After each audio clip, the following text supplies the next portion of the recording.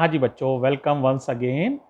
Lecture number 11 unit 3 chapter 1 numerical का number है 20। देखो बेटे, इसमें ना एक रेक्टेंगल दिया हुआ है जैसा कि आप देख ही रहे हो। रेक्टेंगल में जो लंबाई है वो a है, यानी ये साइड भी a है, ये भी a है और ये साइड b दी हुई है। अब आपको ये कहा गया है कि आप ना O पॉइंट पर मैग्नेटिक फील्ड बताओ, सेंटर पर। अब सवाल ये कैसे करें, तो देखो बेसिक्स जरा देखो, बड़ा आसान सा है, बहुत ही आसान है। मैग्नेटिक फील्ड O पर कौन जनरेट करेगा? आंसर, चारों तार जनरेट करेंगे। ये दो तार आइडेंटिकल हैं, मान लो इनका मैग्नेटिक फील्ड B1 है, तो दो बार तो B1 हो गया लंबाइयों के कारण, और दो बार हो गया B2 इनके कारण, ब्रेथ के कारण। तो 2B1 plus twice of B2। अब एक सवाल है, B1 कैसे निकालोगे? तो देखो बच्चों, B1 के लिए फिर थोड़ा सा सोचते हैं। 2B1, B1 कैसे निकालोगे बताओ भाई। एक वायर का मैग्नेटिक फील्ड है, वायर का मैग्नेटिक फील्ड होता है म्यू नॉट अपॉन 4 पाई, फाइनाइट लंबाई की है, आई अपॉन परपेंडिकुलर डिस्टेंस, आई अपॉन ए, और ब्रैकेट में होता है साइन फाई 1 और plus sine phi 2।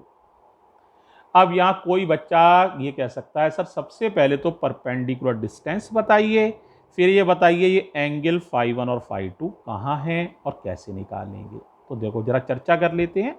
Perpendicular distance ये हुई बेटे, देखो ये वाली जिसको मैंने डार्क किया है, ये कितनी हुई? देखो ये पूरी अगर साइड होती यहां से यहां तक, यहां से यहां तक, तो बी होती, लेकिन ये कितनी हुई बताओ? b/2।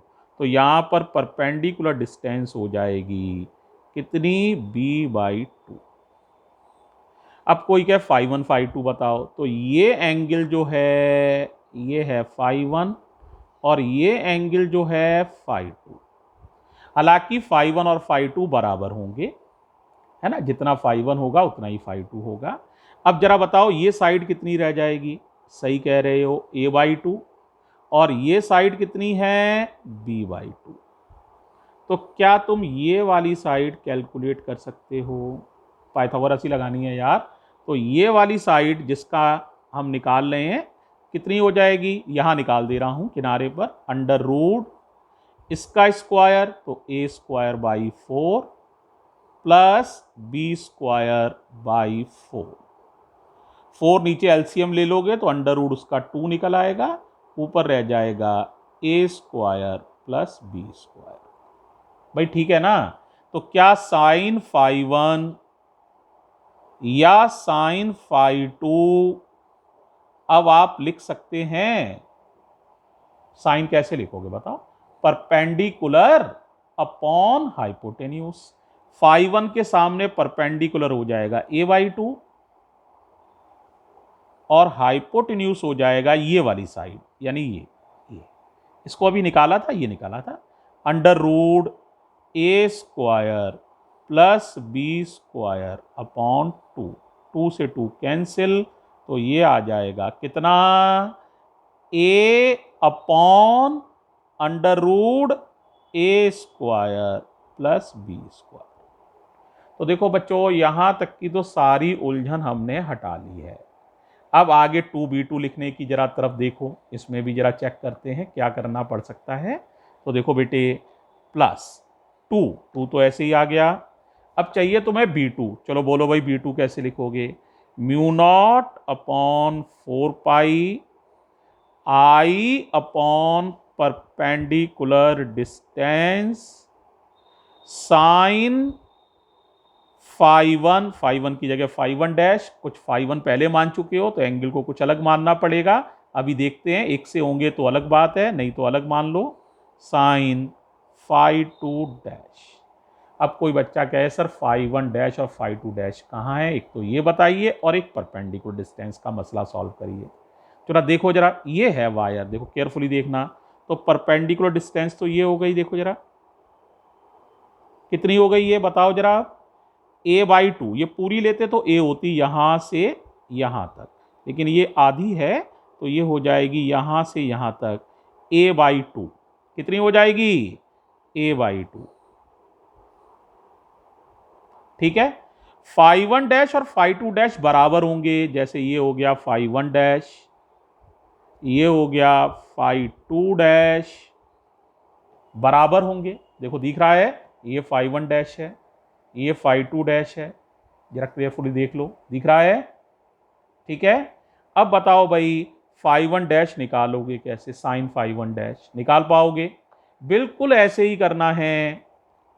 केयरफुली देखो जरा, φ2 डैश निकालना हूं, साइन φ2 डैश या साइन φ1 डैश यहां लिख दे रहे हैं, साइन φ1 डैश या साइन φ2 डैश।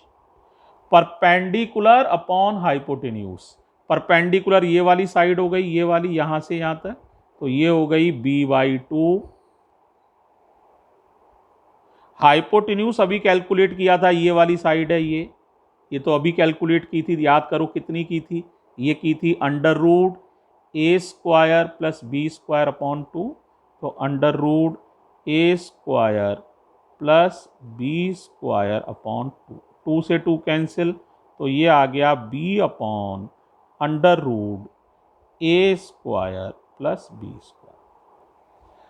सारी समस्याएं तो खत्म हो गई, बस वैल्यू लिखनी है और सॉल्व करना है। तो वैल्यू लिख के जरा सॉल्व करने में अब तुम लोग हेल्प करो मेरी, तो मैं सवाल को कर दे रहा हूं, देखो जरा, और सभी लोग हेल्प करो बच्चों।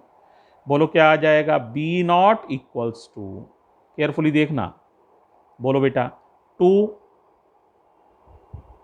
μ0 upon 4 I upon perpendicular distance b/2, तो b और बाई वाला 2 ऊपर, b/2 ऊपर, ये दोनों जुड़कर हो गए 2 साइन φ1, साइन φ1 ये, साइन φ2 ये, दोनों ही बराबर हैं, तो 2 साइन φ1, साइन φ1 की वैल्यू लिख रहे हैं, ये वैल्यू है, तो 2a upon √a² plus b², ये साइन φ1 की वैल्यू है। थोड़ा सा और बताओ, बोलो बेटा कितना आएगा?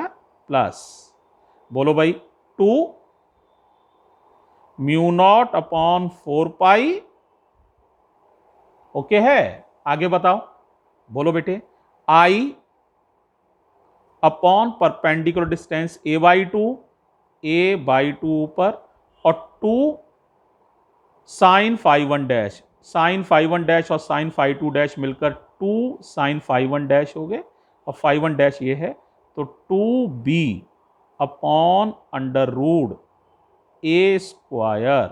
Plus b²। समझ में आ गया?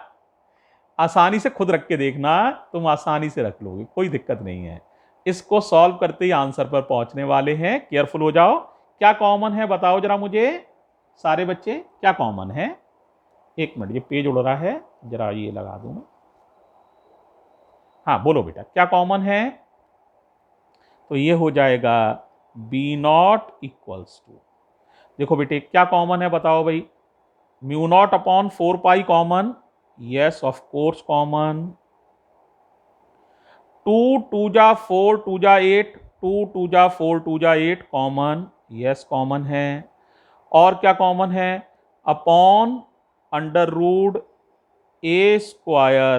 प्लस b², ये भी कॉमन,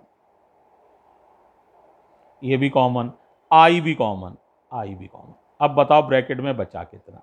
यहां बचा बच्चों a अपॉन b, ये a बचा और ये b, देखो ये सब कॉमन में निकल गया है, a अपॉन b, और यहां देखोगे तो बचेगा b अपॉन a। ओके, देखो यहां देखो μ0 अपॉन 4 मैच हो गया, देखो 8i ये सब मैच हो गया। अब यहां, अब जैसी एलसीएम लोगे ना तो a भी मैच हो जाएगा, ऊपर आएगा a² plus b², under root से उसे कैसे काटोगे तो आंसर पर पहुंच जाओगे अगले स्टेप में, है ना? तो देखो बच्चों, हम देखते हैं, अगर जगह है आगे तो कर देते हैं, तो देखते हैं, हाँ है वही जगह, तो देखो जरा कर दे रहा हूं मैं। बोलो क्या था? b बराबर μ0 अपॉन 4 और क्या था? 8i upon under root A square plus B square. एक बार चेक कर ले रहा हूं, इतना ही था या कुछ और था, देखो जरा। तो यही था 8i अपॉन ये। अब यहां एलसीएम ले लो ए बी एलसीएम लोगे तो ए स्क्वायर प्लस बी स्क्वायर हो जाएगा। लिख दे रहा हूं मैं, ध्यान से देखना, ए बी एलसीएम लिया है तो ए बी एलसीएम आ गया बच्चों। तो एलसीएम आया ए बी, ऊपर हो गया A square plus B square. देखो ये अंडर रूट है, ये पूरी पावर है A square plus B square की, तो इससे ये कट जाएगा under root A square plus B square बार। अब क्या बचेगा, आंसर बताओ। तो बी आ जाएगा mu naught upon 4 pi 8i और अपॉन ए बी और under root A square plus B square tesla. यहां बच्चों एक जगह गलती होने की बहुत बड़ी संभावना होती है, उसको समझो जरा।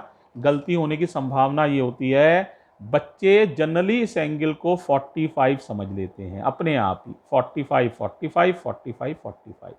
रेक्टेंगल में बेटे ये एंगल 45 के नहीं होते हैं, स्क्वायर में होते हैं। किसमें होते हैं, स्क्वायर में, सिर्फ स्क्वायर में। तो ये स्क्वायर नहीं है, रेक्टेंगल है, इसीलिए इसमें कैलकुलेशन थोड़ी सी लॉन्ग जाएगी। ठीक है, तो थोड़ा सा केयरफुल रहना। सवाल को खुद जरूर करके देखो, खुद करके देखोगे और वीडियो को 2 बार सुनोगे तो 100% क्लियर हो जाएगा। थैंक यू प्यारे बच्चों।